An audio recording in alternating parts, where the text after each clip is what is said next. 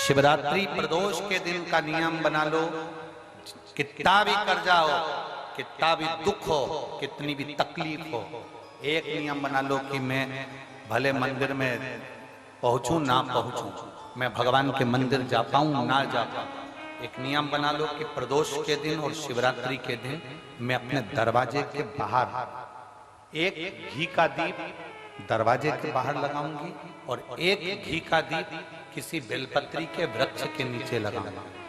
दो जगह पर अगर आपने दीप लगाना प्रारंभ कर दिया, एक प्रदोष के दिन, एक शिवरात्रि के दिन, केवल 3 या 4 प्रदोष निकलेंगे, बाबा ऐसी कृपा करेगा कि धीरे धीरे कर्जा चूकना अपने आप चालू हो जाएगा और सब कार्य सफल होना प्रारंभ। 2 दीप लगाने का नियम बना लो, प्रदोष के दिन या शिवरात्रि के दिन। एक नियम पक्का होना चाहिए।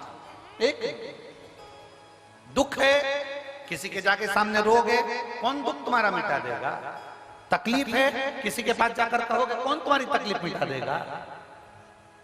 कष्ट है, कोई तुम्हारा कष्ट नहीं मिटा सकता। हमने पहले भी कथा में कहा, खांसी तुम्हें चल रही है, तुम्हें खांसना है, छींक तुम्हें आ रही है, तुम्हें छींकना है, छींक तुम्हें आ रही है और तुम पड़ोसी से कह रहे छींक, कोई ना छींकेगा। भूख तुम्हें लग रही है, क्या विचार है? भोजन पड़ोसी को कराओगे? भूख तुम्हें लग रही है और तुम पति से कह रहे समोसा खा जा, कचौड़ी खा जा। पति पूछे क्यों? मुझे भूख लग रही है। तुम खाओगे, तुम्हारा पेट भरेगा। छींक तुम्हें आई तो तुम छींकोगे, खांसी तुम्हें आई तो तुम खांसोगे, पेट तुम्हारा दुखा तो दवाई भी तुम खाओगे। उसी तरह तकलीफ तुम्हें है तो एक लोटा जल लेकर महादेव के मंदिर तुम्हें जाना चाहिए, तुम्हें उसका फल।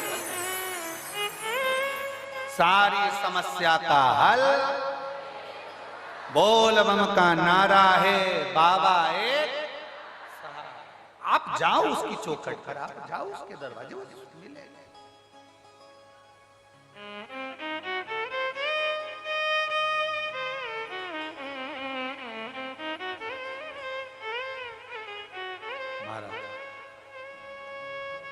जिसने जान लिया उसको शिव मिल गए, जो नहीं जान पाया उसको शंकर नहीं मिले।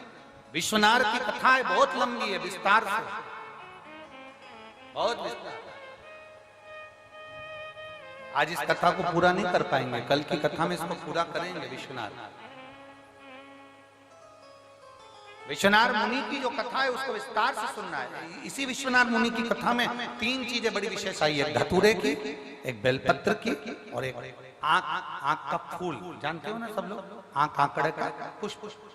कई लोग वो संतान की प्राप्ति के लिए आंख की जो जड़ बांधते हैं, उसका कथा इस क्रम में है, उसको कल श्रवण करेंगे। अगर 30 साल भी औलाद नहीं हुई ना, 35 साल तक भी अगर संतान नहीं हुई है, तो उसके बाद भी अगर आप, इस व्यासपीठ ने देखा है 40-40 साल तक जिसको औलाद नहीं हुई उसको भी औलाद हुई। कल की कथा में अपन उसको लेंगे।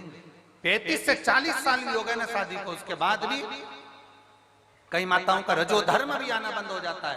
और अगर वो बाबा से प्रार्थना करे कि मेरा रजो धर्म भी नहीं आ रहा तो औलाद कैसे होगी, रजो धर्म भी बाबा देकर फिर औलाद देता है। ये सफेद आंकड़े की जड़ का जो प्रयोग है उसका स्मरण करें। जितने लोग आस्था चैनल पर कथा सुन रहे हैं, फेसबुक यूट्यूब पर सुन रहे हैं, या हरियाणा की पवित्र धरा पर तारा बाबा की कुटिया में कथा सुन रहे, बड़े दिल से सुनकर बाबा से प्रार्थना करें। शिव तत्व भगवान अर्धनारीश्वर भगवान पधार रहे हैं, जोरदार ताली बजाकर स्वागत करें।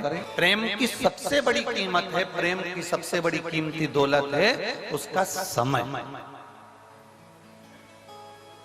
और जिससे प्रेम होता है ना, उसके पास तुम 4 घंटे भी बैठ जाओ ना, समय कम ही पड़ जाता है। प्रेम की कीमत ही सबसे बड़ा समय।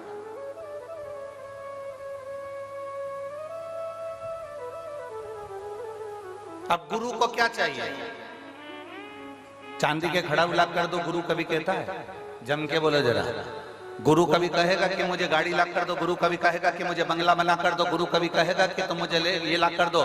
गुरु केवल एक बात कहता है कि मैं हूं, तब तक थोड़ा समय दे दिया कर। समय देगा तो एक दिन वो समय तुझे भी कुछ ना कुछ जरूर देकर जाएगा। गुरु को क्या चाहिए? समय। पत्नी को क्या चाहिए? समय। पति को क्या चाहिए? समय। व्यापारी को क्या चाहिए? समय। क्योंकि जिससे हम प्रेम करें उससे हमें समय की अनुकूलता, समय प्रबलता में चाहिए। अब यहां तक तो बात समझ में आ गई कि आपको समय की कीमत समझ में आना चाहिए, पर आगे तुम्हारे स्मरण में आना चाहिए कि वही समय जो तुम, एक पत्नी पति से समय मांगती है, पति पत्नी से समय मांगता है, डॉक्टर भी मरीज के लिए, मरीज के घर वालों से समय मांगता है। थोड़ा मुझे देना पड़ेगा 4-6 दिन, तो मैं प्रयास पूरा करूंगा इसको ठीक करने। समय दोगे तो ना। अब आखिरी में डॉक्टर जब पूरा काम कर लेता है तब डॉक्टर भी कहता है अब मेरे पास की घड़ी ठीक नहीं चल रही है, अब उससे समय मांगो, अब वो समय देगा, वो समय।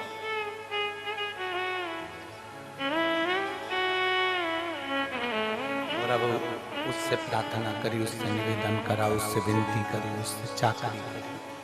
तो जब हम उससे प्रार्थना करें, उससे विनती करें, तो उसने भी अपने खाते खोल कर देखा, डायरी निकाली भोलेनाथ जी ने, और डायरी निकाल कर देखा, जरा देखो तो राम बाबू को देखो, राम बाबू को इसने शंकर जी को कितना समय दिया था, देखो जरा। तो इन्होंने कहा साहब वो सिरसा में कथा चल रही थी तारा बाबा की कुटिया में, तो ये 2 घंटे पहले तो कथा में आ गया था और 3 घंटे की कथा सुनी, और 3 घंटे की कथा में भी 2-4 आधा घंटा तो इसने यूं ही निकाल दिया घूमने फिरने में। तो इसका आधा घंटा तो काट दो और बाकी का जितना समय बचा है, एक काम करो, इसने शिव की कथा में समय दिया, गुरु की सेवा में समय दिया, परमात्मा की सेवा में समय दिया, शिव पुराण में समय दिया, इसलिए इसकी अंत घड़ी में भी इसका समय बढ़ा दिया जाए, इसको समय दिया है। फिर वही कल वाली बात आ गई, अंत समय प्रभु आना पड़ेगा, वचन दिया तो निभाना पड़ेगा, आए ना आए प्रभु कुटुंब कबीला, अंत समय प्रभु आना पड़ेगा, वचन दिया तो निभाना पड़ेगा, और अंत समय प्रभु आना पड़ेगा। तुमने समय दिया तो सामने वाले ने समय,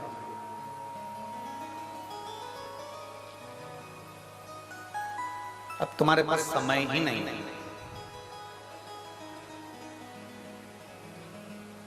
कल हमें गोविंद जी सुना रहे थे,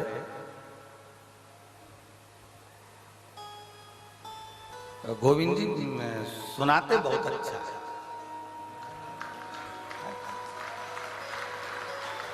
देखना गोविंद जी, हम कथाकारों पर भी कृपा करना, सुनाते बड़ा अच्छा। तो कह रहे थे गुरु जी से एक बात सुनाऊं मैं आपको, मैंने कहा सुना।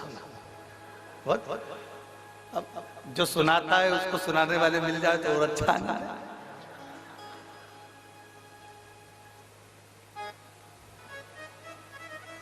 कल किसी एक भक्त का मैसेज भी आया, उसने कहा गुरुजी हरियाणा में सब दमदार लोग रहते हैं। हमने कहा तुम्हें कोई मिला क्या? हमने कहा एक ही भारी। किससे मिले जाते हैं? मिले भी तो मिले कैसे? अब वो कहने गुरुजी, एक बार बाबा जी के पास हम बैठे हुए थे और वो बोले गोपाल जी को कि गोपाल नहीं आया। तो कहा बाबा जी निकले हैं, अब आएंगे तो वो गाड़ी से चले हैं नोएडा आदि से, तो वो धीरे धीरे धीरे धीरे पहुंचेंगे। अब लंबा सफर 300 किलोमीटर का। तो गोविंद जी कह रहे थे बाबा जी बोले उसको बोलो ना कि हेलीकॉप्टर उतार लाया।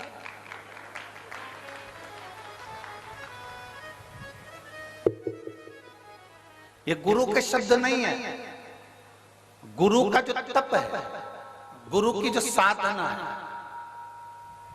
गुरु ने जिसको भजा है वो महादेव के शब्द गुरु की वाणी से निकलता है। वो महादेव का शब्द गुरु की वाणी से निकलता है। हमने पहले भी आपको कथा में कहा, सीवर वाला महाराज कभी शिव पुराण की कथा नहीं बांट सकता और हमारी सामर्थ्यता भी नहीं। आप लाखों की संख्या में आते हो, रात भर से नींद नहीं आई है, गोविंद जी से पूछो इनसे। और एक वो इनकी वो बेटी कहाँ गई, वो दिन भर सेवा में लगी रही, टेंट कहाँ कहाँ लगाना है, क्योंकि कल जितने पंडाल बनाए थे उसमें पांव रखने की जगह नहीं थी, एक भी पंडाल के अंदर।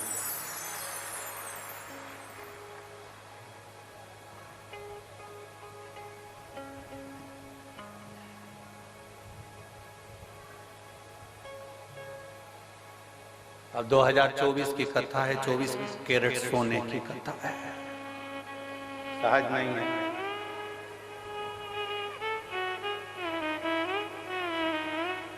शिव तत्व शंकर को पहचानना, गुरु को पहचानना, सतगुरु को पहचानना, संत को पहचानना, भगवंत को पहचानना, माता पिता को पहचानना कठिन है। गुरु के कभी शब्द नहीं है। शब्द उस परमात्मा के जो उसने जपा है, जो उसने साधना करी है, जो उसने भजा है, जिसकी वो आराधना करता है, शब्द उसके हो, गुरु के शब्द नहीं है।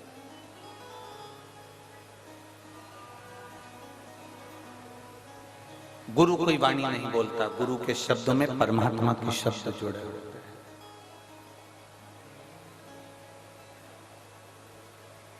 सहजता नहीं है गुरु की वाणी। आप तारा बाबा जी की कुटिया में बैठकर अगर कथा को सुन रहे हैं, शिव महापुराण की कथा को धारण कर रहे हैं, हमने एक बार पहले कथा में कहा था,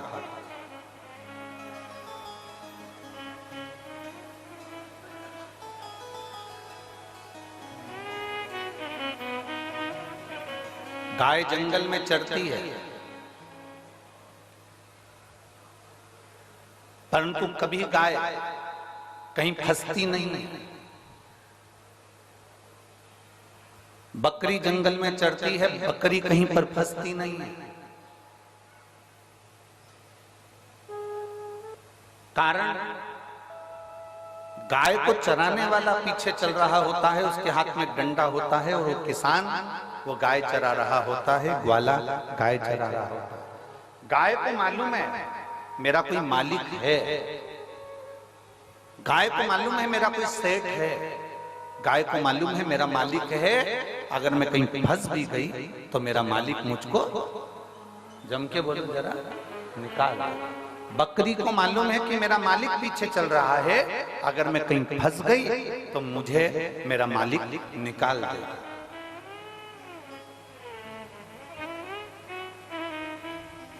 बकरी को मालूम है कि मेरा मालिक मुझे निकाल देगा, भेड़ को मालूम है कि मेरा मालिक मुझे निकाल देगा, ऊंट को मालूम है कि मेरा मालिक मुझे निकाल देगा, घोड़े को मालूम है कि मेरा मालिक मुझे निकाल देगा।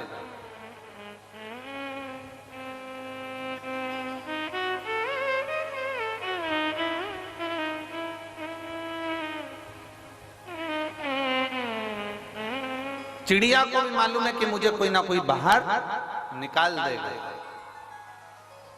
क्योंकि उसको एक अंदाजा है कि मेरा मालिक मेरे पीछे चल रहा है। गाय चराने वाला, बकरी चराने वाला, भेड़ चराने वाला, ऊंट चराने वाला पीछे चल रहा है। उसको मालूम है ये मैं अगर फंस गया कीचड़ में, अगर मैं कहीं फंस गया, उलझ गया, तो मुझे कोई ना कोई निकालेगा, मुझे कोई ना कोई निकालेगा, ये पक्का। मेरा मालिक मुझे निकालेगा, ये पक्का। जब गाय ये विचार कर कर चलती है कि मैं फंसूंगी तो मेरा मालिक मुझे निकाल देगा, बस वही अंदाजा, वही सोच, वही वृत्ति, वही मन तुम्हारा होना चाहिए। तुम जब जब उलझो तब तक तुम दूसरों को मत पुकारना, तुम्हें ये अंदाजा होना चाहिए कि मेरा मालिक मेरे साथ चल रहा है, वो मुझे निकाला। मेरा गुरु मेरे साथ है, मेरा शिव मेरे साथ है, मेरा शंकर मेरे साथ है, मेरा ओघड़ी मेरे साथ है, मेरा शंभू मेरे साथ। और जब शिव हमारे साथ में है, हमारा शंभू जब हमारे साथ में है, तो फिर क्या सोचो, क्या विचार।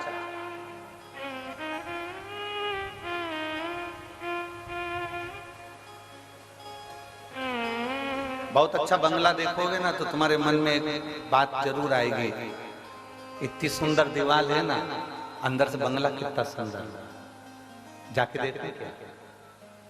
खूब सुंदर होटल देखोगे ना तो तुम्हारे मन में बात जरूर आएगी कि कितनी सुंदर होटल है, एक बार अंदर जाके देखो क्या। बोलो बोलो, सही है कि गलत?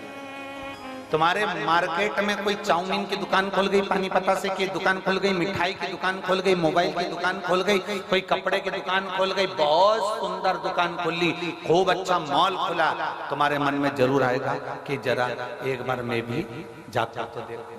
बोलो बोलो, जम के बोलो, सही है, जाकर तो देखो, देखो तो सही।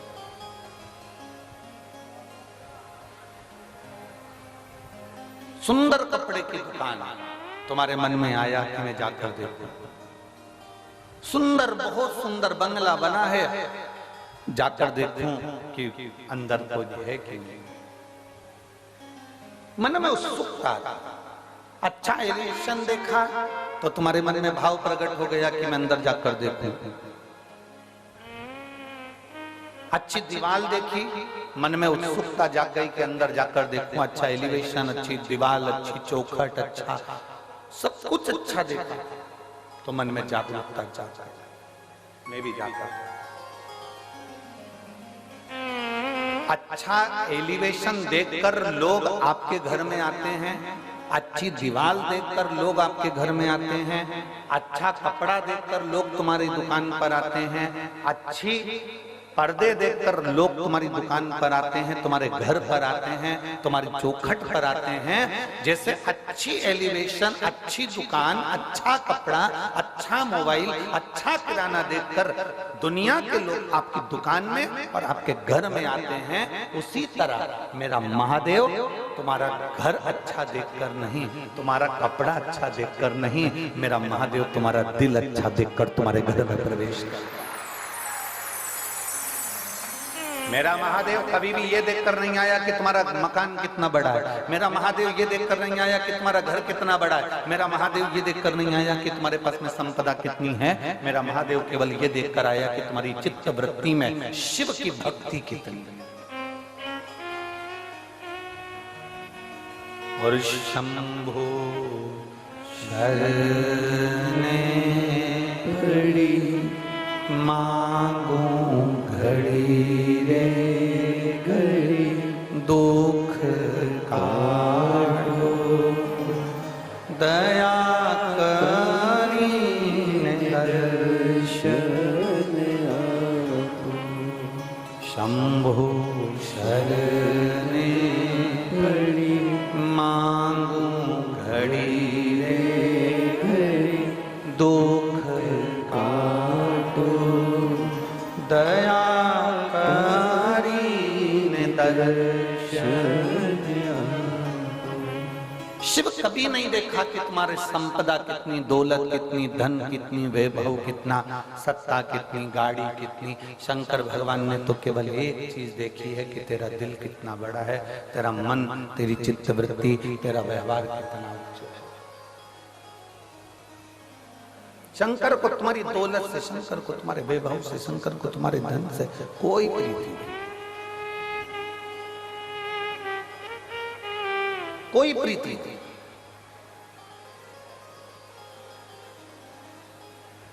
कल गोविंद जी बता रहे थे कि गुरुजी हम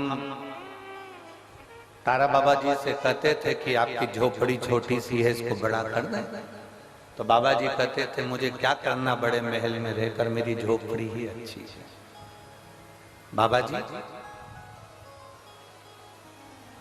हम कुछ अच्छा बना दें यहाँ पर, मुझे क्या करना, मुझे तो उससे कुछ नहीं बनवाना, मेरा जैसा है वैसा।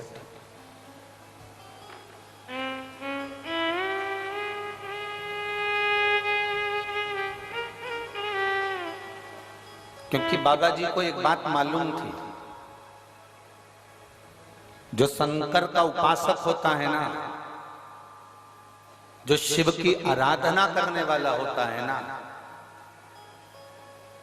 जो शंकर की भक्ति में डूबने वाला होता है, मेरी जीजियों, मेरे जीजाओं, मेरी बेटियों, मेरे बेटाओं, मेरी बहनों, मेरे भाई, शंकर की भक्ति में डूबने वाला, शंकर को मानने वाला, शिव की आराधना में डूबने वाला, शिव तत्व को जानने वाला एक बात हमेशा जानता है कि मुझे किसी से कुछ नहीं चाहिए।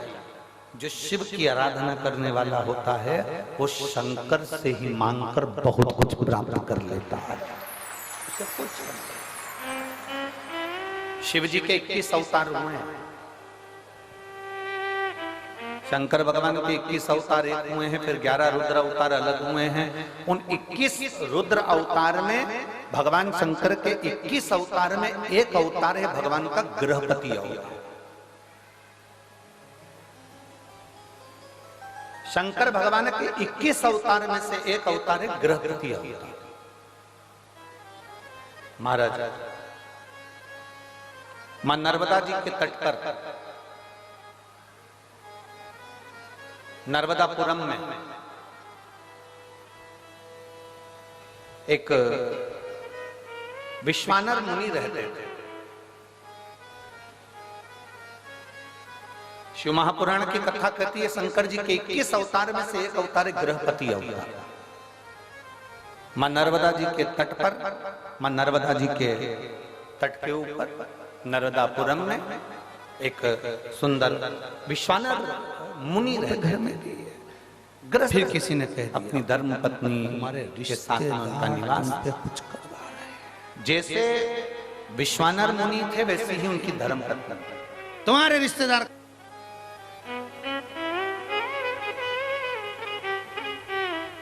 बहुत कम घर होते हैं जिन घरों में अगर पति धर्मात्मा है तो पत्नी धर्मात्मा हो, पत्नी धर्मात्मा हो तो पति धर्मात्मा हो।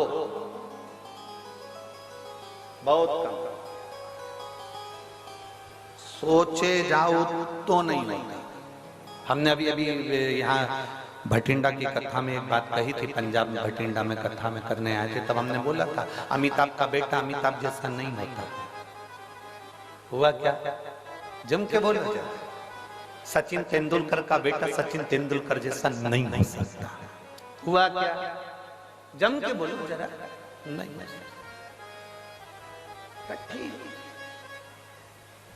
एक अच्छे से अच्छा मुख्यमंत्री हो, प्रधानमंत्री हो, मिनिस्टर हो, कहीं का भी मंत्री हो, उसका बेटा उसके जैसा नहीं हो ही नहीं सकता।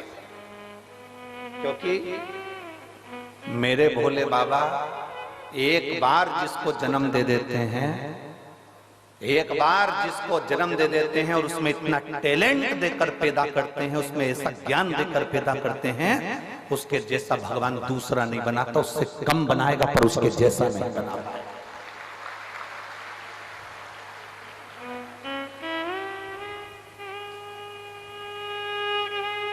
अमिताभ के पास में, अमिताभ बच्चन जी के पास में जो टैलेंट होगा उनके बच्चे के पास में नहीं हो पाएगा। सचिन तेंदुलकर के पास में जो टैलेंट होगा वो उनके बच्चे के पास में नहीं हो पाएगा। पिता जैसा बेटा नहीं होता। अगर बाप कलेक्टर है तो उसकी औलाद कलेक्टर हो सकती है, पर बाप जैसी नहीं हो सकती। मिनिस्टर का बेटा मिनिस्टर बन सकता है पर उसके पिताजी जैसा नहीं बन सकता। कठिन है। एक शिक्षक का बेटा शिक्षक बन सकता है पर उसके जैसा नहीं बन सकता उसके पिताजी जैसा। सास अपने 4 बेटों की शादी कर दे, 4 बहुओं को लिया है, पर सास सोचे कि तेरी जैसी आ जाए तो नहीं आ सकती, तू ओल्ड इज गोल्ड है। कहा तेरे जैसा है, तेरे बराबर कोई नहीं आ सकता। तो तुम अपने से क्यों किसी को होड़ कर रहे हो? मेरी बहू मेरे जैसी आना चाहिए, मेरी बहू जितना मैं काम करूं वैसी आना चाहिए, मैं जितनी सुबह से उठती हूँ मेरी बहू उतनी उठने वाली आना चाहिए। अरे माँ, अमिताभ का छोरा अमिताभ जैसा नहीं बना, सचिन का छोरा सचिन जैसा नहीं बना, तो तेरी बहू तेरे जैसी कैसी बन सकती है? तुझे तो भगवान ने खुद आनंद में बनाया है। कहाँ सोच कर बैठे, क्या विचार लेकर बैठे? मेरी बहू मेरे जैसी होना चाहिए। मैं 4 घंटे काम करूं तो मेरी बहू भी 4 घंटे काम करे, मैं 10 घंटे काम करूं तो मेरी बहू भी 10 घंटे काम करे। नहीं हो सकता, कभी नहीं हो सकता। इसलिए जो नहीं हो सकता उसको छोड़ो और लड़ना बंद करो। भगवान से प्रार्थना करो, जैसी भेजी चंद्र घंटा बहुत अच्छी। उसमें क्या गलती? तुम ज्यादा सुधारने का प्रयास करोगे, वो नवरात्रि में काल रात्रि बन जाएगी। क्या मतलब? फिर तुम्हें सुबह शाम रोज आरती करना पड़ेगी उसकी। और तुम क्या बहू की आरती करोगे? बहू तुम्हारी कर देगी। तुम क्या करोगे? बहुत। इसलिए हमें किसी के जैसे नहीं बनना। शिव महापुराण की कथा कहती है, देवाधिदेव महादेव का चरित्र कहता है, तुम्हें किसी के जैसे नहीं बनना। अपने अंदर भगवान ने जिस जिसको जन्म दिया पृथ्वी पर, भगवान शंकर जिसको पैदा करते हैं उसको कुछ ना कुछ हुनर देकर पैदा करते हैं। आपके अंदर कोई ना कोई हुनर जरूर है। आप किसी के जैसे मत बनो, अपने हुनर को अपनी मेहनत से प्रकट करो। दुनिया तुम्हारे जैसा बनना चाहेगी, ये पक्का। पर माताएं पीछे पकड़ के बैठती है, उनको देख ले उनके जैसे बन जा, उनको देख ले उनके जैसे बन जा, तेरी मौसी के छोरे को देख ले मौसी के छोरे जैसा बन जा, बुआ के छोरे को देख ले बुआ के छोरे जैसा बन जा। अब तुम बुआ के छोरे जैसे बनाने में लगे हो और महादेव को रोज एक लोटा वो जल चढ़ा रहा है, और महादेव सोच कर बैठे हैं कि बुआ के छोरे जैसा मत बनना, बुआ के छोरे से भी उज्जवल बनाकर बताऊंगा तेरे को, बस तेरी मेहनत करना, तेरा कर्म करना, तेरी लगन लगा कर बैठना, तेरी मेहनत करते रहना, तुझे उससे भी उज्जवल बनाकर छोड़ूंगा मैं, तो चिंता मत कर। और तुम लगी हो उसके जैसा बन जा, उसके जैसा बन जा। रोज सास अपनी बहू को ज्ञान देती रहती है, उनकी बहू कितनी अच्छी, उनकी बहू कितनी अच्छी। सास को एक बात समझ लेना चाहिए, दूर के ढोल सुहावने। एक बार उस बहू के पाले तो पड़, उसको लेके एक बार बद्रीनाथ घूमने चले जा, मालूम पड़ जाएगा। पेंटिंग पेंटिंग की दुकान 4 दिन तक निकले ना बाबा। हमें लग रहा है अच्छी है,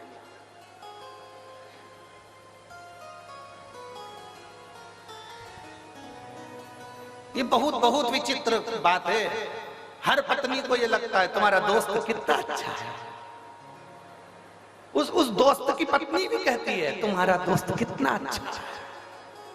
बस ये दोनों की भ्रम का है। उसको लग रहा है कि भैया जी अच्छे हैं, उनकी पत्नी को लग रहा है भैया जी अच्छे हैं। अब उनको क्या मालूम कि दोनों ही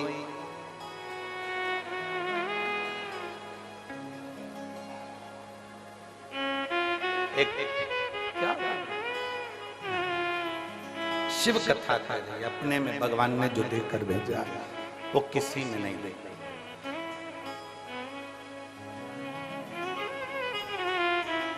और दया की ना हो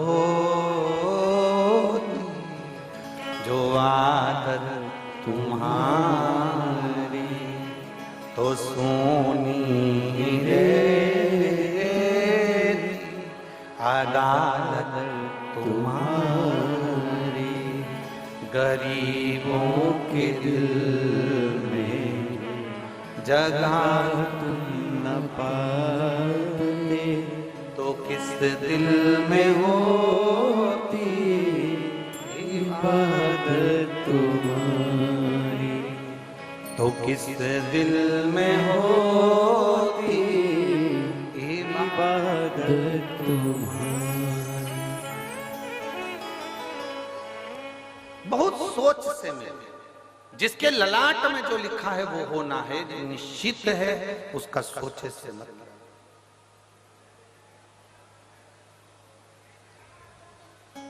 यहाँ जितनी माताएं बैठी हैं ना, अपने बेटे के लिए अच्छे से अच्छी बहू ढूंढने का प्रयास करती हैं, बेटी के लिए अच्छे से अच्छा दामाद ढूंढने का प्रयास करती हैं। जितनी बेटे, ऐसी कोई माता नहीं होगी जो रोज भगवान के मंदिर में जाके अपनी बहू के लिए छोरा नहीं मांगती होगी, पोता नहीं मांगती होगी। कोई नहीं कहता कि पोती दे दे, पर भगवान ने जो सोच कर रखा है वो देता तुम्हारे सोचे से। वो कहते हैं भोले बाबा अमर वरदान दे दो, भोले बाबा अमर वरदान दे दो। जैसी बेटी है दामाद दे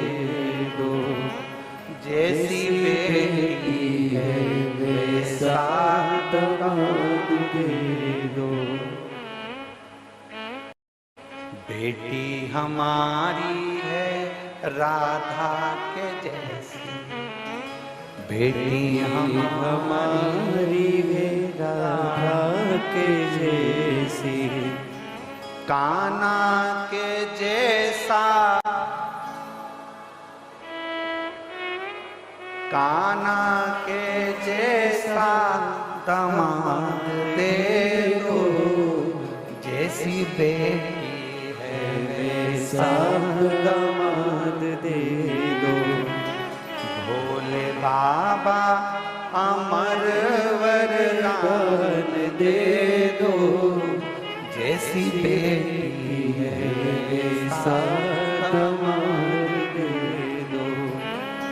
बेटी हमारी है लक्ष्मी के जैसी, बेटी हमारी है लक्ष्मी के जैसी, नारायण जैसा दामाद दे दो, नारायण जैसा दामाद दे दो, जैसी बेटी है वैसा दामाद दे दो, जैसी बेटी है वैसा दामाद दे दो। भोले बाबा अमर वरदान दे दो, भोले बाबा सदा वरदान दे दो, जैसी बेटी है वैसी। बेटी हमारी है गोरा के जैसी, बेटी हमारी है गोरा के जैसी, आप जैसा ही हमको दामाद दे दो, आप जैसा ही हमको दामाद दे दो, जैसी बेटी है वैसा दामाद दे दो, जैसी बेटी है वैसा दामाद दे दो। भोले बाबा अमर वरदान दे दो, भोले बाबा अमर वरदान दे दो, जैसी बेटी है वैसा दामाद, जैसी बेटी है वैसा दामाद दे दो। और मान लो मिल भी गए, ए सिरसा वाली जीजियों, हरियो हरियाणा वाली मेरी जीजियों, मिल गए, कितनी आस, कितनी आस, और कितनी खुश होती हो अच्छा दामाद मिल जाए। बोलो बोलो, जम के बोलो, जम के बोलो जरा, खुश होती हो कि नहीं होती? ऐसा दामाद मिला, भगवान की कृपा है, पड़ोसन से जाके कि ये सब दामाद मिला, मेरी बेटी को रोज घुमाने ले जाता, इतना बढ़िया दामाद मिला, मेरी बेटी के मुंह से निकला और उसने सामान मान के दिया। ऐसा दामाद मिला है, मेरी बेटी कुछ कहती हो तुरंत मान लेता है। ऐसा दामाद मिला है, मेरी बेटी को हर 2-4 महीने में मायके लेकर आता है। ऐसा दामाद मिला। अब जैसा तुमने मांगा था ऐसा दामाद दे दो, तुम्हारी बेटी को वैसा पति मिल गया। जैसा तुमने मांगा था उसी तरह तुम्हारी बहू की मां ने भी ऐसा ही मांगा था। तुम्हारी बहू की मां ने भी ऐसे मांगा था, ऐसा बेटा देना, ऐसा बेटा देना। अब तुम्हारी बेटी का पति घुमाने ले जाए तो अच्छा, तुम्हारी बेटी का पति तुम्हारी बेटी को चाउमीन खिलाने ले जाए अच्छा, तुम्हारी बेटी का पति तुम्हारी बेटी को सोने के जेवर पहनाए तो अच्छा, तुम्हारी बेटी का पति उसको ले जाकर मायके घुमा कर लाए तो अच्छा। और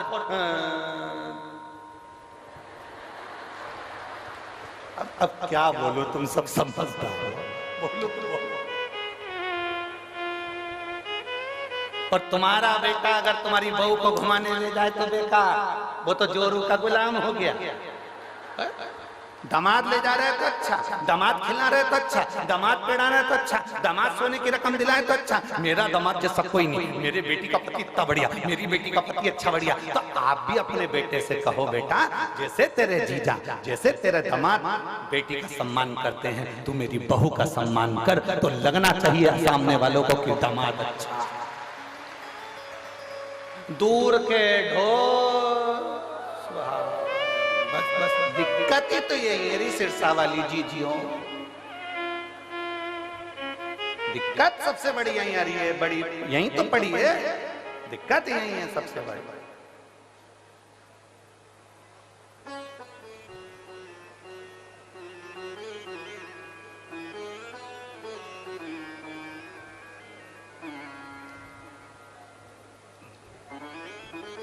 हमें दिक्कत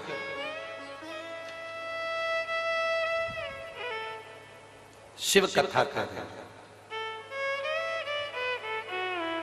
विश्वानर मुनि की धर्म पत्नी भगवान की भक्त थी। शिव जी की आराधना करना, भगवान शंकर की भक्ति करना। विश्वानर मुनि स्वयं शिव की आराधना में डूबने वाले थे।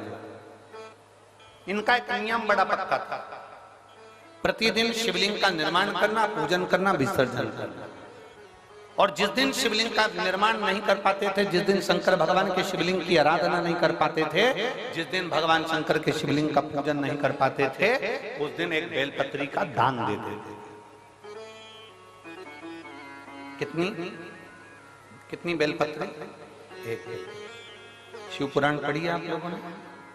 हमारी बात पे भरोसा मत करना बिल्कुल भी, सीवर वाले महाराज पे बिल्कुल भरोसा मत करो रत्ती भर भी। गीता प्रेस गोरखपुर की शिव पुराण खरीद के लाओ, उसको पढ़ो। सीवर वाला महाराज झूठ तो नहीं बोल रहा, पढ़ो।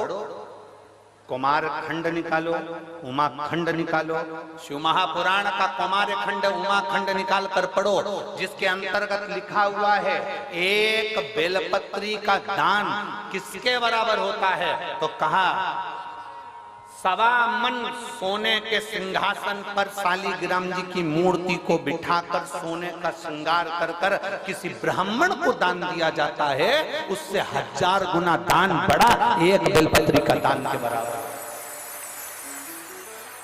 हम पर भरोसा मत करना, कहीं सीवर वाला महाराज झूठ तो नहीं बोल दिया, इसलिए शिव पुराण उठाकर पढ़ो। गीता प्रेस गोरखपुर की शिव पुराण को लाओ, पढ़ो और अध्ययन करो। अध्ययन करने पर तुम्हें मिलेगा कि शालिग्राम भगवान की शिला को सोने के सिंहासन पर बिठाकर सोने और हीरे से सजाकर जो दान करने का पुण्य मिलता है, वो पुण्य केवल एक बेलपत्री के दान से मिल जाता है। केवल एक बेलपत्री में वो बल होता है। और अच्छे से समझ लेंगे, शंकर जी पे चढ़ी हुई बेलपत्र, मान लो तुम्हारे पास में बेलपत्र नहीं, मान लो तुम्हारे पास में बेलपत्र नहीं। अब तुम्हारे पास बेलपत्र नहीं है, शिव जी के मंदिर में गई हो, शंकर के शिवालय में गई हो, देवाधिदेव महादेव के शिवालय में पहुंची हो। शिवालय में शंकर के शिवलिंग पर जो बेलपत्र चढ़ी होती है, उस बेलपत्र को उठाकर पानी से धोकर वापिस चढ़ा देने का फल क्या होता है, वो भी शिव महापुराण में जरूर पढ़िए। तारा बाबा की कुटिया में कथा चल रही है और श्री गुरु शिव पुराण चल रही है, जरा ध्यान से सुनना इसको, बहुत सावधानी से। जितने बाहर के पंडालों में भक्त बैठे और जितने आस्था चैनल पर सुन रहे हैं, जितने फेसबुक यूट्यूब पर सुन रहे हैं, जितने रोड पर बैठकर कथा सुन रहे हैं, जहां जहां आवाज जा रही है, जहां बैठकर कथा सुन रहे हैं, बहुत सावधानी से कथा का स्मरण करिएगा। एक बेलपत्री का दान शालिग्राम भगवान के सोने के सिंहासन पर बैठकर दान करने के बराबर है। शंकर भगवान के शिवलिंग पर चढ़ी हुई बेलपत्र को धोकर वापिस शंकर भगवान के शिवलिंग पर चढ़ाने का जो पुण्य है, कहा भारत की भूमि पर 26,000 जो पवित्र नदियां बनी हैं, उन नदियों में आप स्नान कर कर आएंगे और चारों धामों का दर्शन, 12 ज्योतिर्लिंग का दर्शन, आप सारी सप्तपुरियों का दर्शन कर कर आएंगे। उसका जो पुण्य फल होगा, एक बेलपत्री को शंकर पर से उठाकर मिलाकर वापिस शंकर को चढ़ाने का ये फल हमें तुरंत प्राप्त हो जाता है। केवल एक बेलपत्री को उठाकर धोकर चढ़ा देने पर ये फल प्राप्त हो।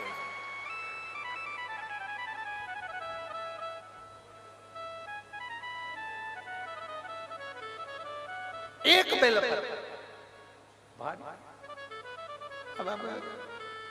ना जाने कौन कौन ने ऐसा नियम बना दिया, हमें तो समझ में नहीं आता। थोड़ा सा दुनिया के लोग लोभ लालच में नियम बनाए हो तो बात दूसरी है।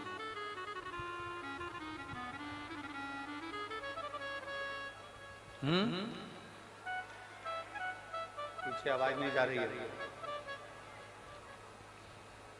पीछे की आवाज खोलिए, पीछे की। वहां जाके बक्से के तारों चेक करिए कि आवाज क्यों नहीं पहुंच रही है। क्या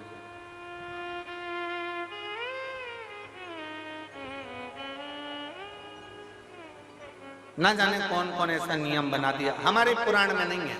फिर निवेदन करेंगे, बहुत सावधानी से सुनिएगा कथा। लोगों को थोड़ा बुरा लग सकता है हमारी कथा, तो वो तो लगता रहता है, उसमें स्मरण ना। किसी पुराण के अंदर यह नहीं लिखा कि चांदी की बेलपत्र बनाकर भगवान शंकर को समर्पित करो। ठीक है, समझ में आ रही है ना बात?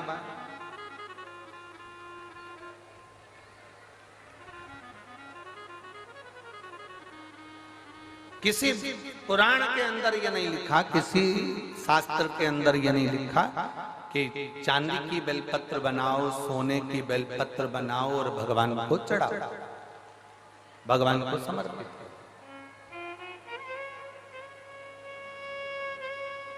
ये हमारे यहां कहीं कहीं कहीं हमारी पुराणों में नहीं लिखा गया, कहीं पर।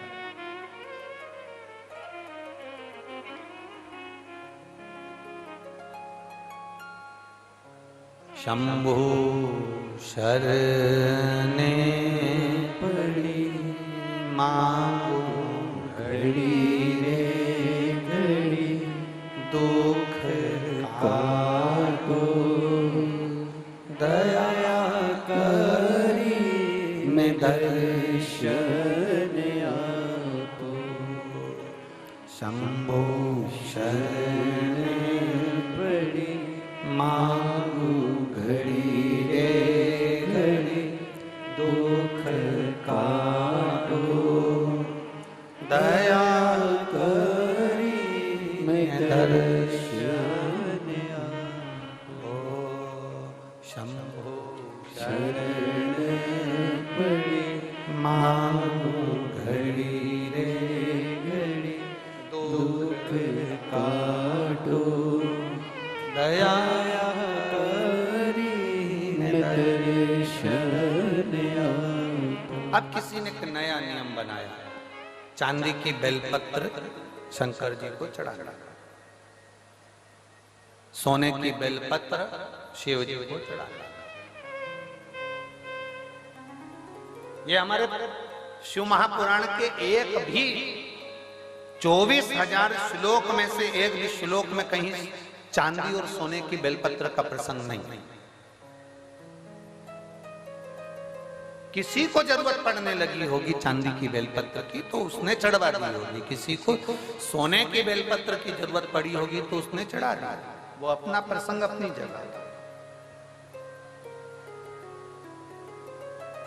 सोने की बेलपत्र क्या कोई साधारण सा शिव भक्त चढ़ा सकता है? जम के बोलो जरा।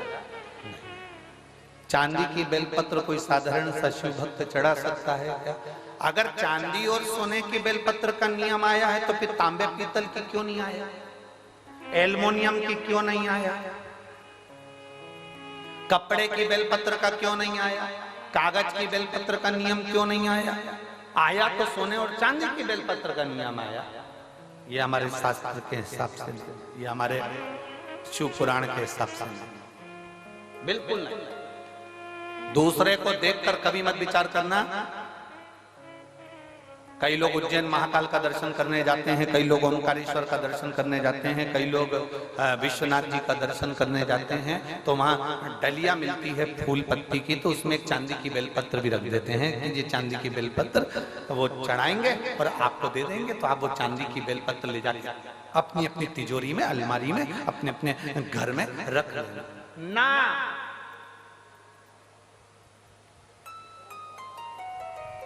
शिव जी पे चढ़ी हुई बेलपत्र को कॉपी में रख लो, किताब में रख लो, और याद रखना बेलपत्री का 1000 टुकड़ा भी हो जाए, 1000 पत्ती के बारीक बारीक टुकड़े भी हो जाए, और वहां से लाने में तुम्हारे हाथ में केवल एक जरा सी तिन का मात्र पत्ती भी तुम्हारे हाथ में अगर बची है घर लाते हुए, तो समझ लेना वो सोने की बेलपत्र से भी बढ़कर है, उसकी कीमत कठिन, उसको कीमत को आंकना कठिन है, कीमत आंकना कठिन है।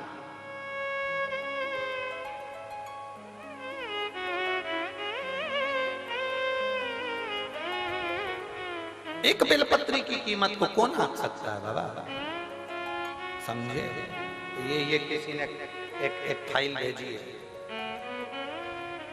जिसमें इस व्यक्ति को जो बीमारी हुई है वो लाखों में किसी एक को होती है, जिसके अंदर उसके शरीर की नसें चौक होती चली जाती है, शरीर काम करना बंद कर देता है, आखिरी में वो व्यक्ति का पूरा शरीर, जिभ्या, कान, गला लुप्त होकर पड़ जाता है, हाथ पैर सब ढीले पड़ जाते हैं, शरीर पूरा काम करना बंद कर देता है, उस शरीर में कोई ऊर्जा नहीं रहती, केवल प्राण चलते हैं, और भगवान से लोग प्रार्थना करते हैं कि तो प्राण छूट जाए तो अच्छा, इतना बड़ा शरीर उठाकर कौन कहां लेकर जाए, जो हिल नहीं सकता, जा नहीं सकता, एक बीमारी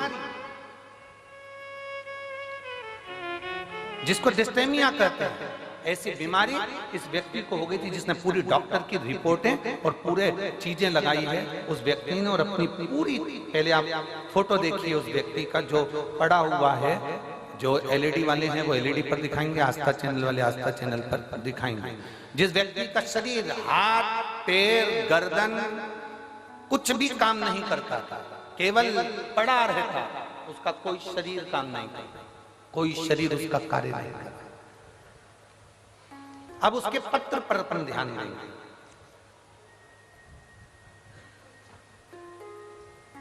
मेरा नाम अजय कुमार मेहता है, मैं फतेहाबाद हरियाणा का निवासी हूं, कहीं बैठे हो तो हाथ हिला सकते हैं, आप ही हैं? श्री शिवाय नमस्ते,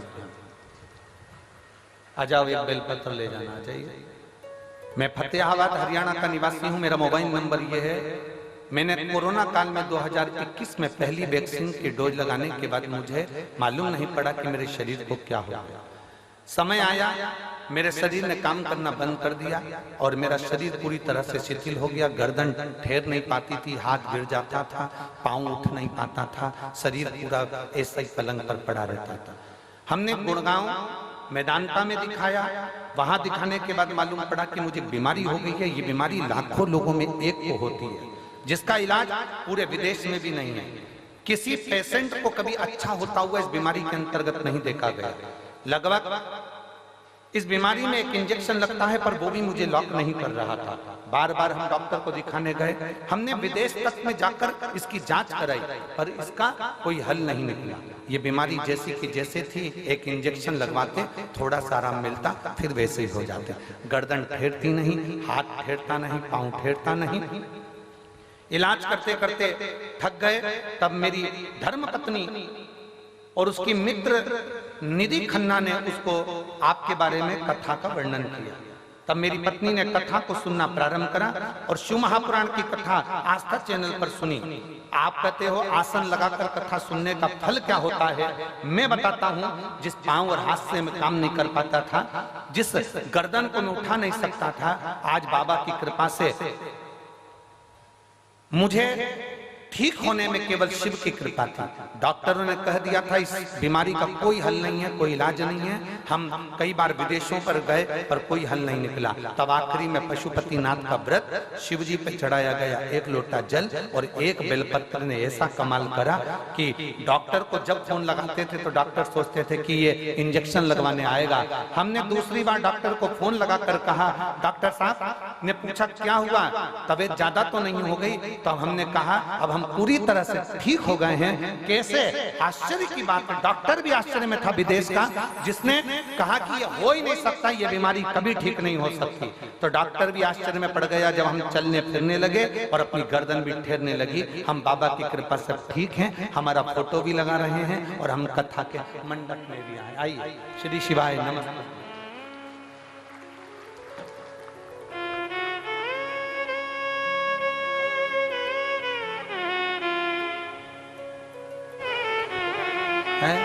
हाँ, तुम समझ जाना, ठीक है, बाकी के तो जाने दो।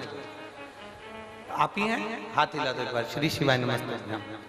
गांव केलनिया सिरसा की रहने वाली हूँ गुरुजी। मेरे बाबा महादेव की कृपा में 14 साल से हरियाणा पुलिस में सरकारी नौकरी कर रही हूँ। हरियाणा पुलिस में मैं 14 साल से सरकारी नौकरी कर रही हूँ गुरुदेव। हंसी खुशी की जिंदगी जी रही थी। एक दिन अचानक 19 दिसंबर 2022 को मेरे पति महेंद्र कुमार का एक्सीडेंट हो गया और सर में इतनी ज्यादा चोट पहुंच गई कि डॉक्टर ने हाथ में केस लेने को मना कर दिया। बहुत मुश्किल था, डॉक्टर के हिसाब से ये जा चुके थे, ऐसा उन्होंने बोल दिया। पति के सर का ऑपरेशन हुआ, फिर भी सर की राइट साइड की हड्डी निकाल दी गई और हड्डी निकालने के बाद डॉक्टर साहब ने उनकी जान बचाने का प्रयास किया। साफ साफ डॉक्टर ने कह दिया कि हम प्रयास कर रहे हैं पर भरोसा नहीं है कि बचेगा ना बचेगा। कुछ देर बाद सांस भी चलेगी कि नहीं चलेगी इसका कोई भरोसा नहीं। शायद मेरे देव अधिदेव महादेव ने, क्या वर्णन करूं गुरुदेव, डर गए, घबरा गए। तब डॉक्टर से कहा कि आप अपना काम करो, मेरा महादेव बचाएगा जरूर, ये निश्चित है। और शिव जी की ऐसी कृपा हुई कि बाबा देवादिदेव महादेव का स्मरण करा, श्री शिवाय नमस्तुभ्यम का जाप किया, 1 बेलपत्र लाकर शंकर जी का मंदिर जो हॉस्पिटल के पास में था उसमें से उठाकर ऑपरेशन के लिए ले जाते समय उनके साइड में रखकर भेज दिया। मैं बाबा का क्या गुणगान करूं गुरुदेव, जो डॉक्टरों ने कह दिया था कि भरोसा रत्ती भर भी नहीं है कि बचेगा कि ना बचेगा, पर मेरे बाबा ने जान बचा ली और मैं बाबा को यहाँ नमन करने के लिए आया हूं। गुरुदेव 22 दिन तक कोमा में पड़े रहे। शिवलिंग का जल जाकर उनको चढ़ाती रही, देती रही और बाबा की कृपा से फिर उन्होंने आंखें खोली। और गुरुदेव बाबा की मैं क्या गुणगान करूं। डॉक्टर ने कहा था इनकी याददाश्त कभी नहीं आएगी क्योंकि याददाश्त निकल गई। गुरुदेव बाबा की कृपा किसको कहते हैं? शिव जी पे चढ़े हुए जल का महत्व तो डॉक्टर भी जान गया। जिस डॉक्टर ने ऑपरेशन करा था, जो करे थे याददाश्त नहीं रहेगी, वो भी जान गए। ये कभी चल नहीं पाएंगे, पलंग पर रहेंगे, ये डॉक्टर के शब्द थे। व्हील चेयर से नीचे नहीं उतर पाएंगे, ये डॉक्टर के शब्द थे। आज मेरे पति धीरे धीरे कर कर पूरे चलते भी हैं और उनकी याददाश्त भी बनी हुई है और बाबा की कृपा से वो सब अच्छे हो गए। मैं बाबा को नमन करने आया। एक बार हाथ हिला दे बहन। श्री शिवाय नमस्तुभ्यम। शिव तत्व एक बेलपत्र ले जाओ। शिव की भक्ति अविरल भक्ति है। शंकर शंकर है, ओघड़ी ओघड़ी है, शंभु शंभु है। और खाली ना जाता कोई दर से तुम्हारे, खाली ना जाता दर से तुम्हारे, मैं भी खड़ी हूँ नंगी बाहें पसारे, अपने हृदय से लगा लो, गिरी जा रही हूँ, उठा लो, भोले अपने दर दर से अब तो न टालो, गिरा जा रहा उठा लो, उठा लो। हम उसके भरोसे, हम उसके विश्वास पर दड़ी रहे। ना सोचिए सोने की बेलपत्र में जो बल नहीं, चांदी की बेलपत्र में जो बल नहीं, वो शंकर भगवान की एक बेलपत्र में बल होता है महाराज।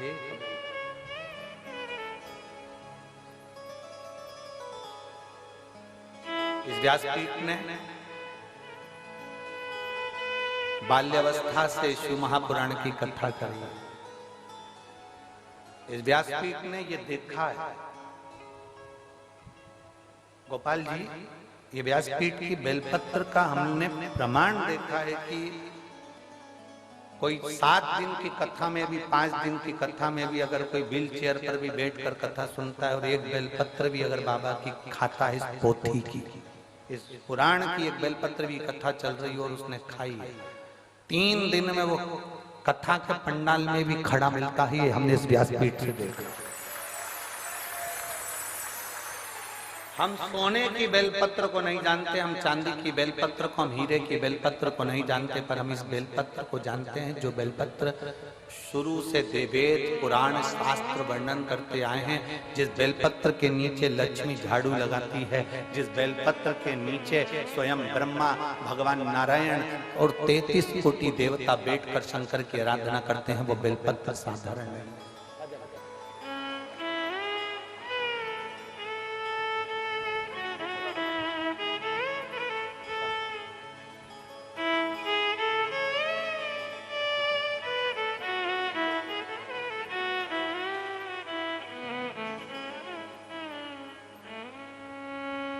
अरे लुटा दिया भंडार काशी वाले ने, कर दिया माला माल काशी वाले ने। ओ लुटा दिया, लुटा दिया, लुटा दिया, लुटा दिया, लुटा दिया, लुटा दिया, लुटा दिया, लुटा दिया। अरे लुटा दिया भंडार